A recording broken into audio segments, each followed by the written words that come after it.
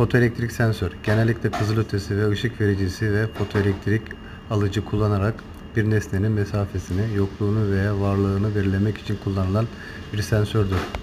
Büyük ölçüde endüstriyel otomasyon sistemlerinde kullanılır. 3 farklı kullanışlı tip vardır. Karşılıklı birbirine bakan ışınlar arası, retro, yansıtıcı ve yakınlık algılamalı. Bu elimizdeki modeli biz genellikle iki vincimizin birbirine çarpışmasını önlemek amacıyla kullanıyoruz.